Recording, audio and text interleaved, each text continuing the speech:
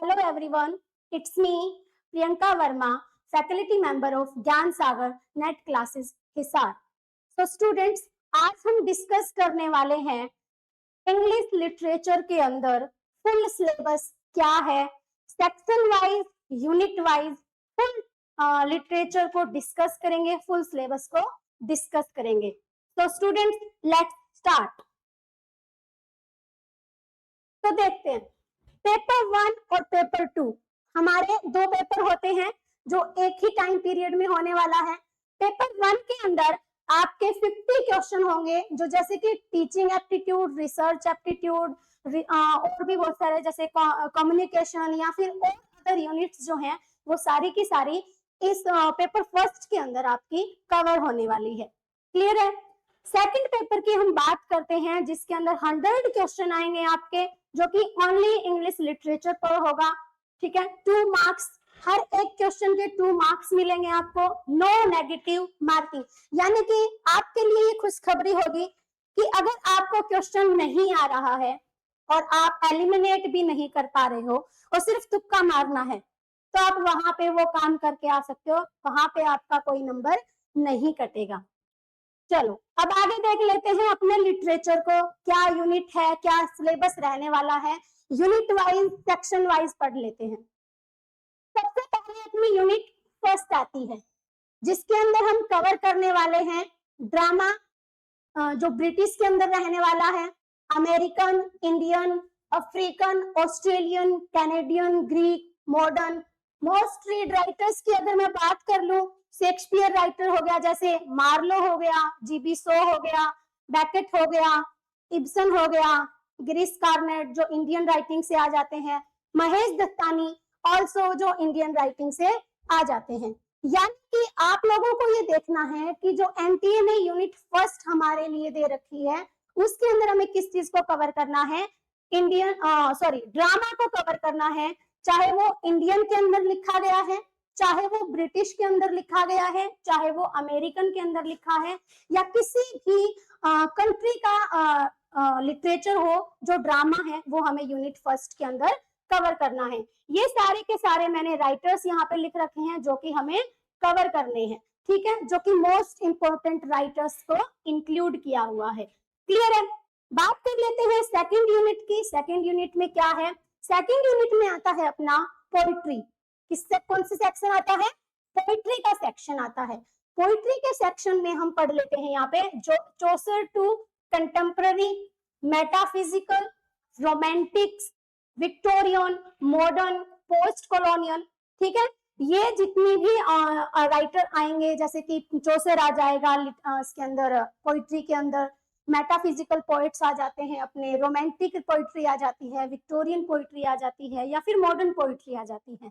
यानी कि जिस भी एरा के अंदर पोइट्री लिखी गई है वो यूनिट सेकंड के अंदर हमें कवर करनी है. क्लियर है? मोस्ट रीड राइटर देख लेते हैं कौन कौन से हैं. जैसे जॉन डन है, you all are know him.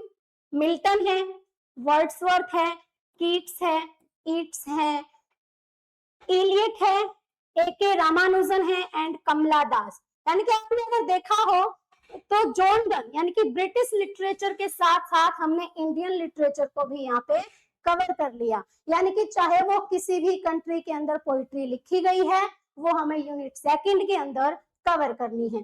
Clear? कोई इसके अंदर डाउट नहीं होना चाहिए कि कौन से यूनिट के अंदर कौन सी चीजें हमें कवर करनी है. क्लियर है? चलो नेक्स्ट यूनिट की बात कर लेते हैं. नेक्स्ट यूनिट के अंदर अपना आता है फिक्शन और शॉर्ट स्टोरीज.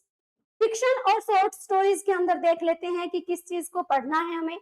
ब्रिटिश आएगा, अमेरिकन आएगा, इंडियन आएगा, वर्ल्ड, पूरा वर्ल्ड. ठीक है, नॉवल टाइप्स जैसे पिकारस नॉवल आ जाते हैं, गोथिक नॉवल आ जाते हैं, हिस्टोरिकल नॉवेल्स इंक्लूड किए जाएंगे, पोस्ट मॉडर्न आएगा, मस्ट रीड राइटर्स ये तो आगे देख लेंगे. यानी कि आपको फिक्शन और शॉर्ट स्टोरी के अंदर क्या पढ़ना है? ब्रिटिश लिटरेचर पढ़ना है, अमेरिकन पढ़ना है, इंडियन पढ़ना है. यानी कि पूरा का पूरा वर्ल्ड लिटरेचर आपको कवर करना है, चाहे वो ड्रामा हो, चाहे फिक्शन हो, चाहे पोइट्री हो. ठीक है, अब देख लेते हैं कि इसके अंदर मोस्ट रीड राइटर कौन से हैं जिनको हमें बहुत अच्छे से करना है, जैसे जेन ऑस्टन हो गया, डिकन्स हो गया, Hardy, Woolf, Hemingway, Rushdie, Arundhati Roy, ये सारे राइटर्स जो हैं मोस्ट प्रोमिनेंट फिगर हैं लिटरेचर के अंदर, जो हमें यहाँ पे कवर करने हैं फिक्शन एंड शॉर्ट स्टोरी के अंदर। क्लियर है? चलो नेक्स्ट चलते हैं अपनी नेक्स्ट यूनिट के ऊपर, यूनिट 4 पे। यूनिट 4 के अंदर किस चीज को कवर करना है? नॉन फिक्शनल प्रोज को। ठीक है, नॉन फिक्शनल प्रोज को। नॉन फिक्शनल प्रोज के अंदर किस चीज को कवर किया जाता है? जैसे कि अपने एसेज आ जाते हैं, ठीक है, बायोग्राफी, यानी कि किसी करेक्टर के ऊपर, किसी राइटर के ऊपर, जब हम किसी भी एक बंदे के ऊपर जब हम कोई राइटिंग करते हैं, पर्टिकुलर उसकी लाइफ के ऊपर जब हम लिखते हैं, तो वो क्या हो जाता है? बायोग्राफी, जो कि नॉन फिक्शन के अंदर आती है। ठीक है, ऑटोबायोग्राफी। ऑटोबायोग्राफी जैसे हम अपनी लाइफ के ऊपर, अपने लाइफ एक्सपीरियंस का जब रिफ्लेक्शन देते हैं किसी वर्क के अंदर, तो वो ऑटोबायोग्राफी होगी, जो कि नॉन फिक्शन के अंदर आएगी। फिक्शन में हम इमेजिनरी चीजें डालते हैं, नॉन फिक्शन में हम अपने रियल लाइफ एक्सपीरियंस डालते हैं। स्पीचेस आ जाएंगी, लेटर्स आ जाएंगे। ठीक है, नेक्स्ट जैसे राइटर देख लेते हैं कि मोस्ट रीड राइटर कौन से हैं। मस्ट रीड राइटर जैसे बैकन है, फ्रांसिस बैकन। बहुत सारे आपने इनके एसेज किए होंगे, ऑफ स्टडीज, ऑफ ट्रुथ, सारे के सारे जितने भी इनके आते हैं एसेज, वो हमें यहाँ पे यूनिट 4 के अंदर कवर करने हैं। जैसे चार्ल्स लैम्ब आ गया, हैजलिट आ गया, ऑरवेल आ गया, नेहरू, अंबेडकर, ये सारे के सारे हमें यहाँ यूनिट 4 के अंदर कवर करने हैं। क्लियर है? जो कि क्या है? नॉन फिक्शन है, फिक्शन नहीं है, नॉन फिक्शन है, जो लाइफ से रिलेटेड है, जो एक्सपीरियंस से रिलेटेड आते हैं, वो हमें यूनिट 4 के अंदर कवर करनी है। क्लियर है? नेक्स्ट बात कर लेते हैं अपनी यूनिट 5 की।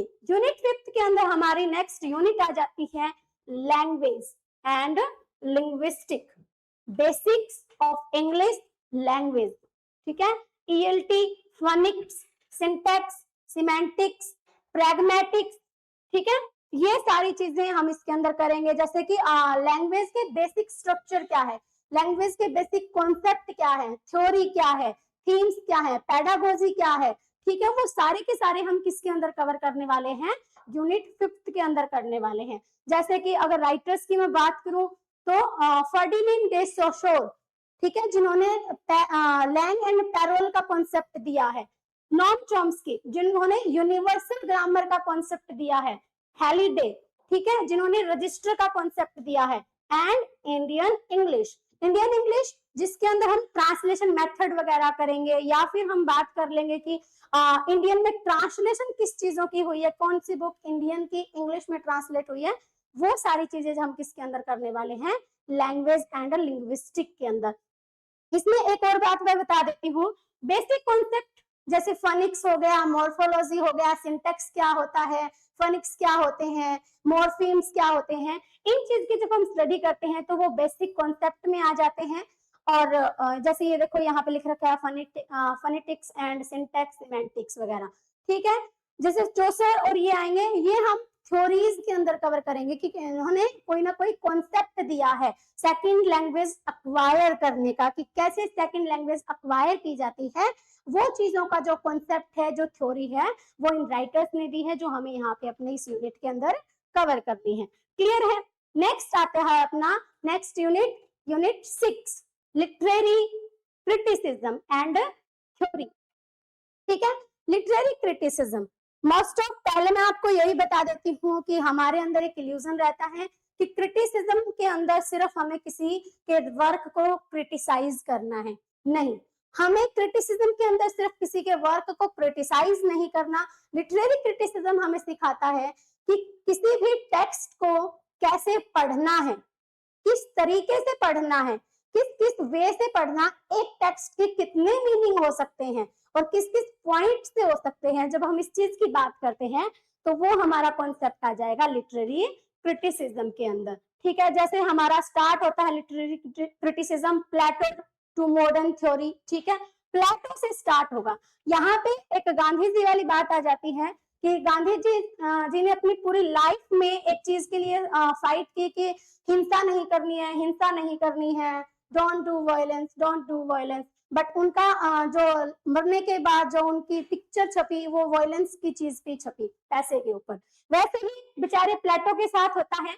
प्लेटो ने पोइट्री को अबोलिश करने की बात की, पोएट को अबोलिश करने की बात की कि पोइट्री को मदर ऑफ लाइज बोला, लिटरेचर को बोला कि ये सारे इल्यूजन डालते हैं। बट बेचारे ने जहां बोलना स्टार्ट किया वहीं से स्टार्ट हो गया एक न्यू लिटरेचर, लिटरेरी क्रिटिसिज्म। ठीक है, जिसके अंदर हम एरिस्टोटल पढ़ेंगे इस यूनिट के अंदर, ड्राइडन पढ़ेंगे, वर्ड्सवर्थ पढ़ेंगे, कोलरिज पढ़ेंगे, आर्नोल्ड, एलियट, आयर रिचर्ड, जो थ्योरी के अंदर आते हैं, जैसे थ्योरी आ जाएगी इनकी इनके अंदर आ जाएंगे, जैसे स्ट्रक्चरलिज्म आ जाएगा, पोस्ट स्ट्रक्चरलिज्म आ जाएगा, Marxism, feminism, post colonialism and new historicism. यानी कि ये सारे जितने भी ऊपर राइटर हैं यहाँ तक, ये सारे हमारे आ जाएंगे लिटरेरी क्रिटिसिज्म के अंदर, और यहाँ से लेकर यहाँ तक जो है ये लिटरेरी थ्योरी का पार्ट है।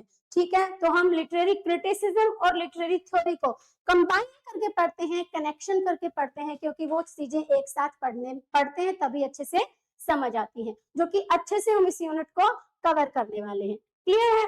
चलो नेक्स्ट चलते हैं, next unit, unit number 7, literary history period. ठीक है, जो पीरियड वाइज ब्रिटिश लिटरेचर होने वाला है, ओल्ड इंग्लिश, जैसे contemporary American literature, Indian English literature, Indian writing and translation, Commonwealth literature. ठीक है, यहाँ पे एक चीज मैं बता देती हूँ आपको, जो ब्रिटिश हिस्ट्री है और पीरियड वाइज जो चीजें हैं, यहाँ पे हम कैसे कवर करने वाले हैं इसको, पीरियड वाइज करेंगे। ठीक है, जैसे पीरियड होगा हमारा ओल्ड इंग्लिश से स्टार्ट होगा। ठीक है, ब्रिटिश लिटरेचर जो है वो पीरियड वाइज स्टार्ट होता है, जैसे ओल्ड इंग्लिश से स्टार्ट होकर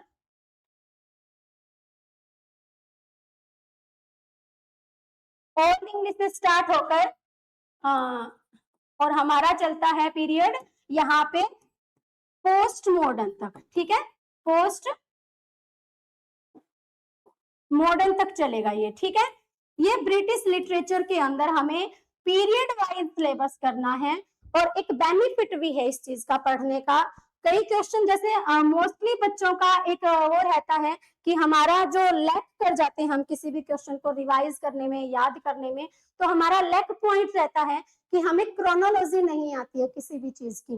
तो क्रोनोलॉजी को सीखने के लिए आपका जो ये पीरियड वाइज जो सिलेबस दे रखा है ना, वो बहुत ही ज्यादा हेल्प करता है आपको याद करने में। क्योंकि अगर आपने एक बार ओल्ड इंग्लिश का टाइम पीरियड और पोस्ट मॉडर्न तक का टाइम पीरियड याद कर लिया, इन दोनों तक का टाइम पीरियड अच्छे से याद कर लिया, सिर्फ पीरियड्स को ही क्रोनोलॉजी में याद कर दिया, तो मोस्टली क्वेश्चन आपके यहीं से कवर हो जाते हैं। मान के चलो आपको किसी वर्क की पब्लिकेशन डेट याद नहीं है और वो क्रोनोलॉजी में पूछ ली जाती है।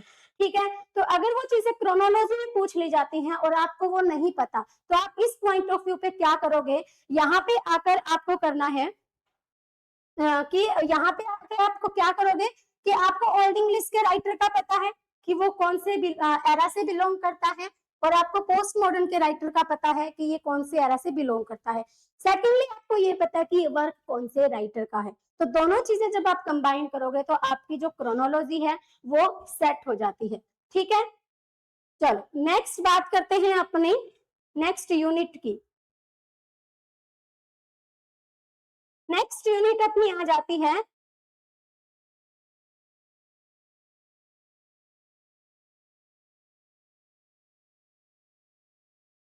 Unit 8, cultural studies. ठीक है, कल्चरल स्टडी यूनिट जो है अपनी वो बहुत ही ज्यादा इंपॉर्टेंट है, और मेरा तो यही मानना है कि किसी भी लिटरेचर को स्टार्ट करने से पहले जो यूनिट स्टार्ट करनी चाहिए वो कल्चरल स्टडीज वाली करनी चाहिए। क्यों?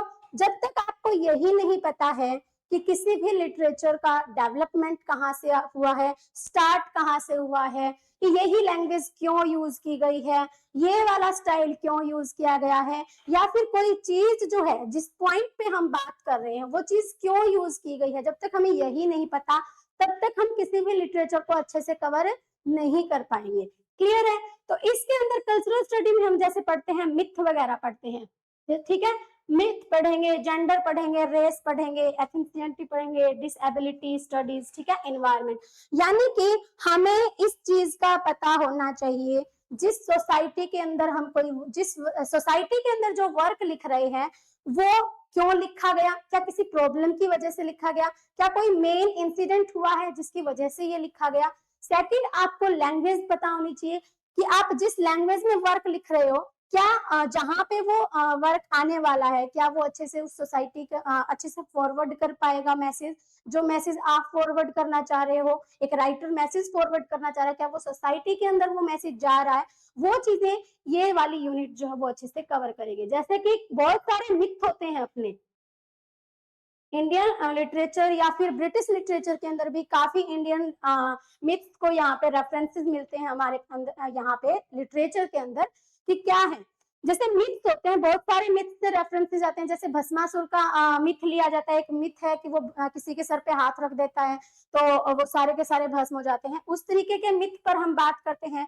जैसे मिथ ऑफ सिसिफस पढ़ते हैं हम यहाँ पे, मिथ ऑफ ऑरलैंडो पढ़ते हैं, यानी कि ये सारे जितने मिथ्स पर लिखी गई हैं वो सोसाइटी के अंदर इनबिल्ट हैं चीजें, इसी वजह से आगे उसको अच्छे से फॉरवर्ड किया जाता है, रीडर अच्छे से समझ पाता है। यानी कि मोस्ट ऑफ अगर मैं बात करूं तो कल्चरल बैकग्राउंड हमें पता होना चाहिए किसी भी वर्क का, किसी भी लिटरेचर का अच्छे से समझने के लिए। क्लियर है? नेक्स्ट आता है अपना next unit, unit number 9। Unit number 9 के अंदर हम पढ़ेंगे रिसर्च मेथड, ठीक है। रिसर्च मेथड के अंदर जैसे रिसर्च टाइप हो गया, कितने टाइप की रिसर्च क्या होती है, कितने टाइप की होती है। हमारे यहाँ अगर लिटरेचर के अंदर हम बात करें तो हमें पढ़ना है मोस्ट ऑफ चीजें MLA 9th edition, APA, plagiarism क्या होता है, ठीक है। चल प्लेगरिज्म की बात कर लेते हैं, व्हाट इज प्लेगरिज्म। जैसे हमें पता है कि प्लेगरिज्म हमें क्या पढ़ना है, तो हमें पता होना चाहिए कि लिटरेचर के अंदर किसी के टेक्स्ट से अगर कोई स्टेंजा, अगर कोई आइडिया, कोई भी चीजें हमें अगर उठाते हैं और अपने वर्क के अंदर कोई राइटर डालता है, किसी एक वर्क से उठा के कोई स्टेंजा या आइडिया दूसरा राइटर यूज करता है, तो हमें वहां पे रेफरेंस देना पड़ता है कि मैंने ये स्टेंजा या ये आइडिया जो है ये वहां से लिया है, उस राइटर से लिया है या उस चीज से लिया है, ठीक है। अगर हम ये चीज रेफरेंस में नहीं डालते हैं कि ये चीज मैंने वहां से उठाई है, वहां से पिक की है, तो उस चीज को हम बोल सकते हैं प्लेगरिज्म। हम क्या बोलते हैं उसको? प्लेगरिज्म, ठीक है। आज की जैसे जनरेशन में ये चला हुआ है कॉपीराइट आ जाता है आपकी वीडियोस पे, ठीक है। तो ये वही है कि आप किसी के आइडिया को, किसी के कंटेंट को नहीं चुरा सकते हो, ठीक है, जब तक आपको उसकी परमिशन नहीं है, या फिर आपको रेफरेंस देना पड़ेगा कि ये चीज मैंने वहां से ली है, ठीक है, ये मेरा आइडिया नहीं है, ये आपको रेफरेंस देना पड़ेगा, ठीक है। जैसे बिब्लियोग्राफी पढ़नी पड़ेगी, फुट नोट्स पढ़ने पड़ेंगे, ठीक है। ये सारे के सारे हमें यूनिट 9 के अंदर रिसर्च मेथड के अंदर पढ़ने वाले हैं, ठीक है। नेक्स्ट अपना यूनिट आती है यूनिट 10। यूनिट 10 के अंदर क्या है? इंडियन लिटरेचर इन इंग्लिश, यानी कि इंडिया के अंदर लिटरेचर कैसा रहा है, क्या रहा है। सबसे पहले तो हम वही पढ़ेंगे इंग्लिश इन इंडिया, सबसे साथ में कनेक्ट करेंगे इंग्लिश इन इंडिया, इंग्लिश कैसे डेवलप हुई है इंडिया के अंदर, किस वजह से लाई गई है। जैसे मैकॉले मिनट, कैसे मैकॉले मिनट ने सबसे पहले रिकमेंडेशन दी, वुड डिस्पैच ने रिकमेंडेशन दी है, यानी कि किस किस कमीशन ने किस किस तरीके से ये चीजें की हैं कि इंडिया के अंदर इंग्लिश को डेवलप किया जाए। ये चीजें पढ़ने वाले यहाँ पे ट्रांसलेशन पढ़ने वाले हैं कि किस इंडियन राइटिंग को, किस वर्क को इंग्लिश के अंदर ट्रांसलेट कर कर आगे इंग्लिश लैंग्वेज के अंदर पढ़ा गया है। साथ में ही हम इंडियन लिटरेचर करेंगे, जैसे वेद करेंगे, उपनिषद, एपिक्स करेंगे, ट्रांसलेशन ऑफ भक्ति, ठीक है। दलित लिटरेचर मोस्ट इंपोर्टेंट पोर्शन ही है, दलित लिटरेचर बहुत बार क्वेश्चन आता है। ट्राइबल लिटरेचर आ जाएगा, पार्टीशन लिटरेचर, पार्टीशन लिटरेचर जैसे आपने पढ़ा होगा खुशवंत सिंह का, पढ़ा है। खुशवंत सिंह बहुत ही ज्यादा अच्छे से इसको पार्टीशन नॉवल में डिवाइड करते हैं, ट्रेन टू पाकिस्तान बहुत अच्छे से डिस्कस करते हैं, ठीक है।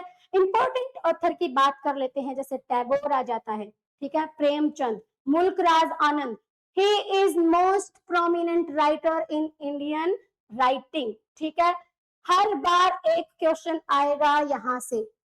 दिसंबर के अंदर क्वेश्चन आया था, इनके वर्क को क्रोनोलॉजी में सेट करना, सॉरी जून के अंदर वर्क को क्रोनोलॉजी में सेट करना था, और यहाँ जो दिसंबर के अंदर क्वेश्चन आया था इनके लाइफ से रिलेटेड, ठीक है, तो he is most important writer. R K Narayan आ जाएगा, महाश्वेता देवी आ जाएगा। यानी इंडियन लिटरेचर के अंदर और बहुत सारे राइटर हैं जो मोस्ट इंपोर्टेंट राइटर हैं, ठीक है, जैसे अरविंद अडिगा है, ठीक है, बहुत सारे मेंटो है, ठीक है, सदत हसन मेंटो, वो भी बहुत इंपॉर्टेंट राइटर है जिन्होंने थिएटर के लिए मोस्ट ऑफ स्क्रीन प्लेस लिखे हैं। सारी चीजें इसके अंदर कवर करने वाले हैं जो इंग्लिश लिटरेचर में और इंडियन राइटर्स ने लिखी है। क्लियर है? चलो, ओवर यूनिट मैंने सेक्शन वाइज यहाँ पे आपके लिए सिलेबस वाइज कवर कर दी हैं। कौन कौन सी एक बार दोबारा से देख लें, जैसे रिसर्च वाली हो चुकी है, कल्चरल स्टडी कर दिया है, लिटरेरी हिस्ट्री हो गया है, literary criticism, language, non fictional, fiction and poetry and drama, ठीक है। ये सारे के सारे हमने सेक्शन वाइज अच्छे से सारे की सारा सिलेबस देख लिया है एक बार कि क्या पढ़ने वाले हैं, किस तरीके से पढ़ने वाले हैं, कौन कौन सी यूनिट हमारे सिलेबस में रहने वाली है, क्या सेक्शन है, किस तरीके से करेंगे, ये सारी चीजें मैंने आपको बता दी है। मस्ट रीड राइटर भी कौन सी है ये भी हम यहाँ पे कवर कर चुके हैं। क्लियर है? तो नेक्स्ट क्लास हम अपनी अब स्टार्ट करने वाले हैं, सीरीज रखेंगे एक कि हर एक यूनिट उठाएंगे और उस यूनिट को कवर करते जाएंगे वन बाय वन। क्लियर है? तो आज के लिए इतना काफी है। सो बाय एवरीवन, थैंक यू।